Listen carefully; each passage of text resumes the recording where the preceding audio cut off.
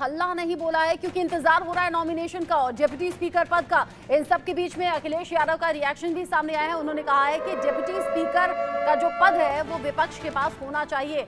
थोड़ी देर में स्थिति साफ भी हो जाएगी, यानी इसी नॉमिनेशन की तरफ इशारा अखिलेश यादव का था, क्योंकि राजनाथ सिंह ने फोन किया मल्लिकार्जुन खड़गे को, कॉल किया अखिलेश यादव को, कॉल किया ममता बनर्जी को, कॉल किया एमके स्टालिन को। विपक्ष के बड़े चेहरों को कॉल करके उनसे तालमेल बनाना और उनसे सहयोग की अपील करना, ये राजनाथ सिंह की तरफ से किया गया है। अखिलेश यादव ने थोड़ी देर पहले क्या कहा, सुनिए एक बार। जो विपक्ष की मांग यही थी कि उपाध्यक्ष विपक्ष का हो। अभी ऐसे में राजनाथ सिंह जी ने कुछ बात की, जो हमारी राय पार्टी की है वो है कि उपाध्यक्ष विपक्ष का हो और बाकी बातें अभी सब सामने आ जाएंगी। कि अखिलेश यादव की तरफ से भी वही इशारा मिल गया है। मोहम्मद अफसर हमारे साथ लगातार जुड़े हुए हैं। अफसर, अखिलेश यादव ने कह दिया हमने कहा है कि उपाध्यक्ष का पद विपक्ष के पास होना चाहिए। थोड़ी देर में स्थिति साफ हो जाएगी कि क्या होना है। यानी कि राजनाथ सिंह ने कॉल तो एक एक करके सबको दिया है, लेकिन आश्वासन किसी को नहीं दिया कि हाँ जो आप मांग रहे हो वो मिल जाएगा। लेकिन थोड़ी देर का इंतजार और साफ हो जाएगा कि डिप्टी स्पीकर का पद विपक्ष के पास आता है या नहीं। बिल्कुल, बस थोड़ी देर का इंतजार और है। लेकिन इन सब के बीच में फिर से वही बात दोहराना चाहेंगे कि बीजेपी इस बात को समझ रही है कि अगर कांग्रेस और पूरे इंडिया ब्लॉक अलायंस को अगर मना करके नहीं रखा गया तो आगे आने वाले लगातार सत्र में उन्हें बहुत दिक्कत आने वाली है। तो उनको कैसे मनाना है ये राजनाथ सिंह को और पूरी पार्टी को, जो जिम्मेदार लोग हैं, उन्हें डिसाइड करना है। वो अभी थोड़ी देर में पता चल जाएगा कि डिसीजन क्या हुआ है। तो इस बात को बीजेपी भी बखूबी समझ रही है कि अगर डिप्टी स्पीकर का पद नहीं दिया या फिर अभी से लड़ाई शुरू हो गई तो आगे आने वाले दिनों में संसद में बहुत हंगामा देखने में मिलेगा, क्योंकि इस बार विपक्ष मजबूत है। जिस तरह से अभी हमने राहुल गांधी का भी बयान सुना, अखिलेश यादव का भी बयान सुना, तो ये बात पहले से ही पता चल चुकी थी। राजनाथ सिंह ने कल शाम में फोन किया है सभी को कि आप सब सहयोग करिए, क्योंकि एक परंपरा रही है कि स्पीकर के पद का जब चुनाव होता है तो वो निर्विरोध होता है, तो इसमें कोई हंगामा ना हो। और इसी पर विपक्ष के सभी दलों ने कहा है कि बिल्कुल हम सहयोग कर सकते हैं, लेकिन डिप्टी स्पीकर का पद आप हमें दीजिए। तो इस बात पर फाइनल डिसीजन क्या हुआ है थोड़ी देर में पता चल जाएगा। रचना, अच्छा ये बताइए मोहम्मद अफसर, चूंकि अभी सांसदों की शपथ चल रही है, लाइव तस्वीरें भी हम दर्शकों को लगातार दिखाते रहे। 11:30 बजे का करीब वक्त था, 10 मिनट और ऊपर हो चुके हैं, 11:40। ये जो नॉमिनेशन की प्रक्रिया है ये कितनी देर की लगभग होगी और कब तक स्थिति पूरी तरह से साफ हो जाएगी? देखिए 11:30 का तो वक्त दिया गया था, लेकिन कभी कभी थोड़ी सी देर हो जाती है, क्योंकि जो अंदर में सचिवालय में अधिकारी होते हैं वो फाइल को तैयार करने में, सामने लाने में थोड़ा सा वक्त लगाते हैं। तो 15-20 मिनट ऊपर नीचे मान सकते हैं, कभी कभी आधे घंटा का भी वक्त लग सकता है। तो किसी भी वक्त ये प्रक्रिया हमें सामने दिख सकती है। लेकिन उससे इम्पॉर्टेंट ये है कि दोनों पार्टीज ने फैसला क्या किया है, खासतौर पर बीजेपी ने क्या डिसीजन लिया है, वो थोड़ी देर में फाइनल पता चल जाएगा। रचना, लेकिन लोकसभा स्पीकर के पद पर ओम बिरला का जाना तय माना जा रहा है और ये सूत्रों के हवाले से लगभग कंफर्म खबर है कि थोड़ी देर बाद लोकसभा स्पीकर पद को लेकर ओम बिरला नॉमिनेशन दाखिल करेंगे और सरकार की तरफ से सबसे मजबूत और सबसे रेस में जो सबसे आगे चल रहा है वो नाम है ओम बिरला का। लेकिन हाँ, जानकारी ये भी है कि विपक्ष जब मजबूत स्थिति में है, उचित नंबर्स के साथ में है, 234 का आंकड़ा विपक्ष के साथ में है, तो जानकारी ऐसी कि कांग्रेस की तरफ से होगा डिप्टी स्पीकर, यानी कि मोहम्मद अफसर। वो जो नाराजगी प्रोटेम स्पीकर को लेकर थी, जिस पर कल दिन भर हंगामा रहा, उस बात को लेकर भी तो मंथन हुआ होगा। जब शाम में ये कॉल गए होंगे कि करके विपक्षी लीडर्स के पास में, तो दिन भर की तस्वीरों पर भी तो बात हुई होगी कि अगर प्रोटेम स्पीकर के चुनाव को लेकर ये हंगामा इतना ज्यादा हो सकता है तो स्पीकर और डिप्टी स्पीकर पर क्या होगा। इसीलिए बातचीत करके उचित तालमेल से कोई फैसला कर लिया जाए। बिल्कुल रचना, मैं वही बात बार बार दोहरा रहा हूं कि ये बात बीजेपी बखूबी समझती है और इसी बात पर वो बार बार मंथन भी कर रही है कि तालमेल कैसे बिठा करके रखा जाए। क्योंकि बहुत अच्छे नंबर्स हैं विपक्ष के पास, और जब हंगामा होगा तो संसद चलना मुश्किल हो जाएगा।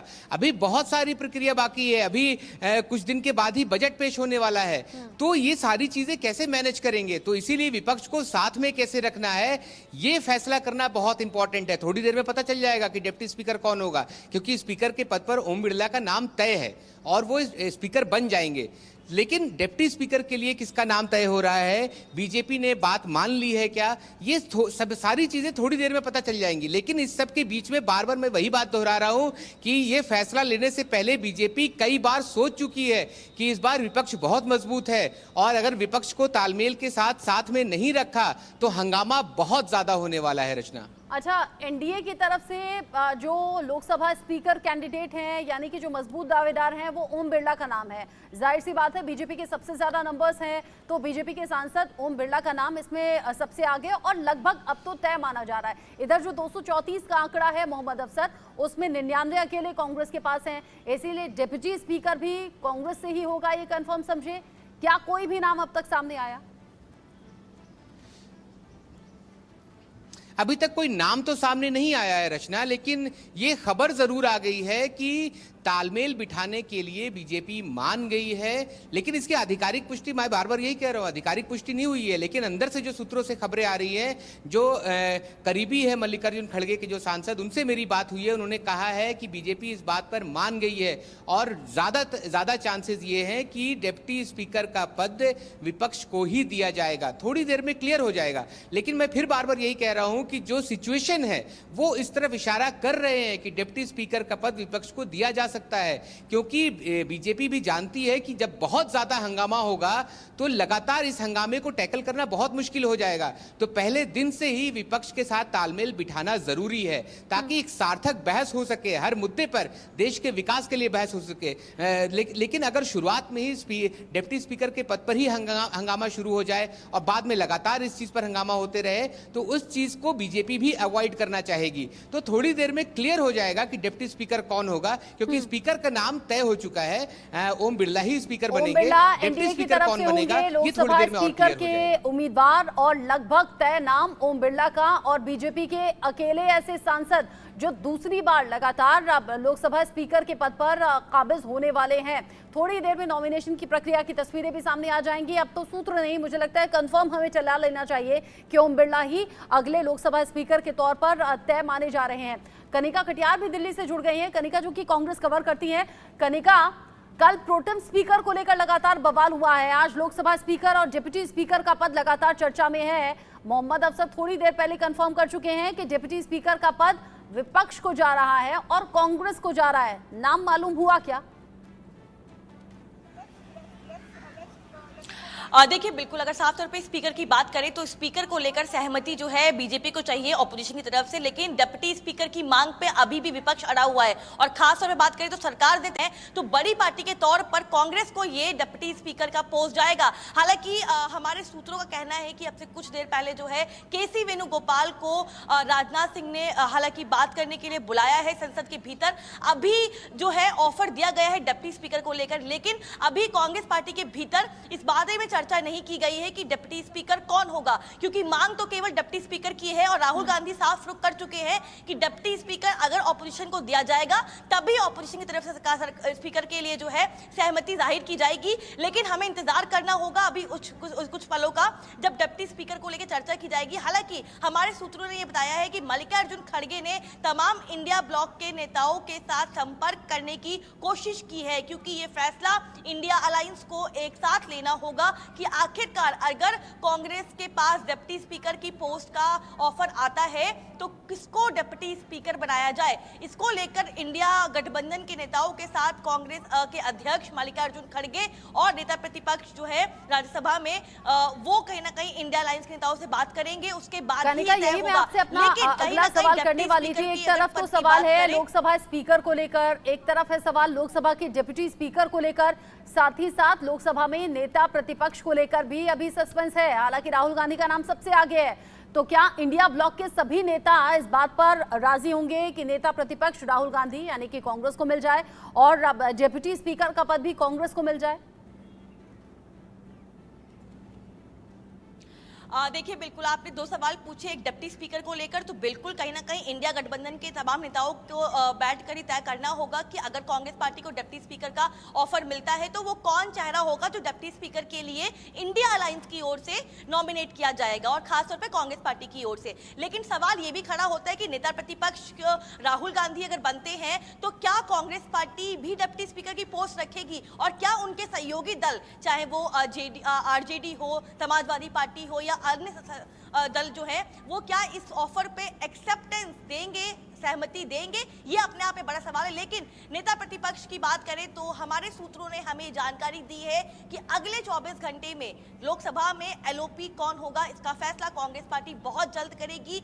सूत्रों के हवाले से ये भी जानकारी मिल रही है कि राहुल गांधी नेता प्रतिपक्ष की भूमिका को स्वीकार कर सकते हैं। हालांकि अभी तक राहुल गांधी की ओर से कोई इस पे जो है फैसला नहीं लिया गया है, लेकिन हमारे जो सोर्सेस हैं उन्होंने हमें ये कंफर्म किया है कि राहुल गांधी इस भूमिका को स्वीकार कर सकते हैं, क्योंकि जिस तरह से कांग्रेस पार्टी के तमाम सांसदों ने कहीं ना कहीं एक प्रेशर बिल्ड किया हुआ है राहुल गांधी को लेकर, तो कहीं ना कहीं राहुल गांधी इस बार जो है नेता प्रतिपक्ष की भूमिका में नजर आ सकते हैं। हालांकि अभी तक औपचारिक ऐलान इस चीज का नहीं किया गया है, लेकिन अगले 24 घंटे का हमें इंतजार करना होगा जब वो चिट्ठी आएगी और उसमें ये क्लियर होगा कि आखिरकार लोकसभा में एलओपी की भूमिका कौन निभा रहा है। अच्छा, आपने केसी वेणुगोपाल का जिक्र किया अभी थोड़ी देर पहले कि केसी वेणुगोपाल को राजनाथ सिंह ने बातचीत के लिए बुलाया है डिप्टी स्पीकर पद के लिए। कल शाम चूंकि राजनाथ सिंह ने मल्लिकार्जुन खड़गे को कॉल किया, अखिलेश यादव को कॉल किया, ममता बनर्जी को कॉल किया और एमके स्टालिन को भी कॉल करने की खबर है। हो सकता है कुछ और लीडर्स को भी कॉल किया गया हो। अब जो सुबह केसी वेणुगोपाल को बुलाया है, क्या ये मीटिंग ओवर हो चुकी है? देखिए बिल्कुल अगर साफ तौर पर बात करें तो कल शाम को राजनाथ सिंह ने तमाम विपक्ष के नेताओं से संपर्क किया, जिसमें अखिलेश यादव शामिल है, जिसमें मल्लिकार्जुन खड़गे शामिल हैं, एमके स्टालिन भी हैं और कई अन्य विपक्ष के जो बड़े नेता हैं उनसे कहीं ना कहीं संपर्क करके स्पीकर पे सहमति के लिए बातचीत की गई है। लेकिन केसी वेणुगोपाल की बात करें तो अभी तक जो है हमारे सोर्सेज के हवाले से खबर है कि बातचीत के लिए बुलाया गया है। हालांकि अभी इस पर स्पष्टीकरण नहीं है कि कब तक बैठक चलेगी, संसद के भीतर चल रहा है सब कुछ मामला इस वजह से, लेकिन कहीं ना कहीं डिप्टी स्पीकर के लिए ही बातचीत करने के लिए बुलाया गया है। सवाल ये खड़ा होता है कि डिप्टी स्पीकर अगर कांग्रेस पार्टी को मिलता है तो कांग्रेस पार्टी की ओर से फिर वो चेहरा कौन होगा, और उससे पहले सवाल ये भी बनेगा कि इंडिया अलायंस के नेताओं के बीच में वो आम सहमति बन पाएगी डिप्टी स्पीकर के लिए, वो कहीं ना कहीं अपने आप में एक अभी चैलेंज है। लेकिन सबसे बड़ा अभी जो चैलेंज है वो स्पीकर के लिए है, क्योंकि 12 बजे का वो समय, अब से कुछ देर बाद जो है नॉमिनेशन फाइल करना होगा स्पीकर पोस्ट के लिए। हालांकि ओम बिरला का नाम लगभग तय हो चुका है, लेकिन डिप्टी स्पीकर के लिए अब ऑपोजिशन के पास एक चैलेंज आ जाएगा कि अगर वो ऑफर किया गया है पोस्ट तो फिर डिप्टी स्पीकर कौन होगा। हालांकि इसी पूरे मामले में बातचीत करने के लिए संगठन महासचिव और लोकसभा के सांसद केसी वेणुगोपाल जो है वो राजनाथ सिंह के पास गए हैं बातचीत करने के लिए। देखना होगा, इंतजार करना होगा अभी कि बातचीत के बाद क्या कुछ निकलता है। और हालांकि फैसला जो है वो मल्लिकार्जुन खड़गे को करना है और इंडिया अलायंस के नेताओं को करना है, क्योंकि अभी सबसे बड़ा सवाल ये भी है कि मल्लिकार्जुन खड़गे को तमाम जो इंडिया अलायंस के नेता है उनसे बातचीत करनी होगी, उनसे उनका जो स्टैंड है वो क्लियर करना होगा, आम सहमति बनानी होगी, उसके बाद ही कोई फैसला हो पाएगा कि आखिरकार डिप्टी स्पीकर का चेहरा कौन होगा, किस पार्टी से होगा, और क्या कांग्रेस पार्टी इस बार संविधान की प्रतियां लेकर कल विपक्षी नेताओं ने खूब हंगामा किया है और हंगामा करने के साथ साथ प्रोटेम स्पीकर की नियुक्ति पर सवाल भी उठाया है। संविधान बचाने की जिम्मेदारी बड़ी कंधों पर विपक्ष के पास है, इस बात का दावा कर रहे हैं कि संविधान को बचाने के लिए, देश को बचाने के लिए ही ये नंबर्स देश भर से हमें मिले हैं, यानी कि 234 नंबर मिले हैं। साथ ही साथ 8 जो बचे हुए सांसद हैं उनका भी शपथ ग्रहण चल रहा है, जिसमें राहुल गांधी, अखिलेश यादव, ऐसे तमाम जो 281 सांसद हैं उन्हें शपथ लेनी है। शपथ के बीच में ही ये नॉमिनेशन की प्रक्रिया होगी कनिका, और होगी तो कब होगी? देखिए बिल्कुल तमाम अभी सांसद बचे हुए हैं। आपने जिक्र किया 281 आंकड़ों का, लेकिन बिल्कुल 281 281 सांसद अभी बचे हुए हैं जिनका शपथ ग्रहण होना है, शपथ लेना है। हालांकि राहुल गांधी की बात करें तो दोपहर 3 से 4 बजे के बीच में जो है राहुल गांधी शपथ लेंगे। इसके अलावा यूपी के जो तमाम सांसद हैं वो भी आज शपथ लेंगे, जिसमें अखिलेश यादव, डिम्पल और तमाम जो नेता हैं समाजवादी पार्टी के सांसद हैं वो शपथ लेंगे और लगातार जो है कल का दिन और आज का दिन ही नियुक्त किया गया तमाम सांसदों के शपथ ग्रहण के लिए। लेकिन एक और शपथ ग्रहण का कार्यक्रम चल रहा है संसद के भीतर, वही दूसरी और स्पीकर को लेके कहीं ना कहीं वो इंतजार है कि 12 बजे का वो वक्त जब कहीं ना कहीं नॉमिनेशन फाइल किया जाएगा। हालांकि ओम बिरला लगभग तय हो चुका है कि ओम बिरला ही दोबारा से स्पीकर बनेंगे और सबसे दिलचस्प बात यह है कि दूसरी बार 2017वीं लोकसभा थी उसमें भी उन्होंने स्पीकर की भूमिका निभाई थी और 18वीं लोकसभा में भी वो स्पीकर की भूमिका निभाने जा रहे हैं। हालांकि अब ऑपोजिशन को तय करना है इस पूरे मामले को लेकर कि उनका स्टैंड क्या है। अगर डिप्टी स्पीकर का ऑफर कर दिया गया है पोस्ट तो वहां पर कैंडिडेट कौन होगा, कहीं ना कहीं जो सस्पेंस है, जो क्लियरिटी है, वो दोनों ही रुख में देखने को मिलेगी, चाहे सत्ता पक्ष हो या विपक्ष हो, दोनों के लिए अपने आप में चैलेंज है और तमाम जो नेता हैं वो आपस में संपर्क करके इस पूरे कश्मकश को सुलझाने की कोशिश कर रहे हैं। हमारे पास अभी लेटेस्ट जब जो जानकारी आई है उसके मुताबिक जो है मल्लिकार्जुन खड़गे ने तमाम जो ऑपोजिशन के नेता हैं उनसे बातचीत करके इस पूरे मामले पर क्या सहमति होनी चाहिए, क्या स्टैंड होना चाहिए ऑपोजिशन का, उसको लेकर कहीं ना कहीं बात करने की जो प्रक्रिया है वो शुरू कर दी है। लेकिन अभी तक एज ऑफ नाउ तक जो ऑफिशियल बैठक होती है वो इंडिया ब्लॉक की नहीं बुलाई गई है। अच्छा कनिका, आपने बैठक का जिक्र किया, संसद भवन में राजनाथ सिंह एक बैठक कर रहे हैं। बैठक में डीएमके सांसद टीआर बालू मौजूद हैं, केसी वेणुगोपाल भी मिलने के लिए पहुंचे हुए हैं। यानी कि ये वही मंथन चल रहा है जिसका जिक्र आपने भी किया कि राजनाथ सिंह ने केसी वेणुगोपाल को बुलाया है, साथ ही साथ राजनाथ सिंह से मिलने के लिए डीएमके सांसद टीआर बालू हैं। कुछ और लीडर्स के भी पहुंचने की या खबर मिल रही है क्या? और ये जो मीटिंग है इसी मीटिंग में तय हो रहा है डिप्टी स्पीकर कौन होगा?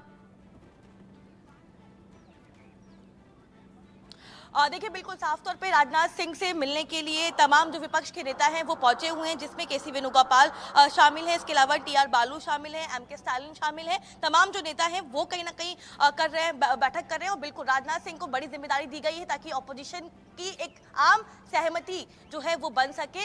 अब जो मामला है वो दो चीजों पे फंसा हुआ है, एक स्पीकर पे ऑपोजिशन का असहमत होना और दूसरा जो डिप्टी स्पीकर के लिए लगातार विपक्ष मांग कर रहा था वो सत्ता पक्ष की ओर से अगर दिया गया है तो ये जरूर जाना जाएगा कि आखिरकार वो डिप्टी स्पीकर का चेहरा कौन होगा। तो कहीं ना कहीं इन तमाम पहलुओं पे ही आम सहमति के लिए जो है ये बैठक चल रही है। हालांकि अभी कनिका मैं आपको अभी के लिए फ्री कर रही हूँ ताकि आप अपने सोर्सेज के हवाले से इस खबर को और ज्यादा पुख्ता करें।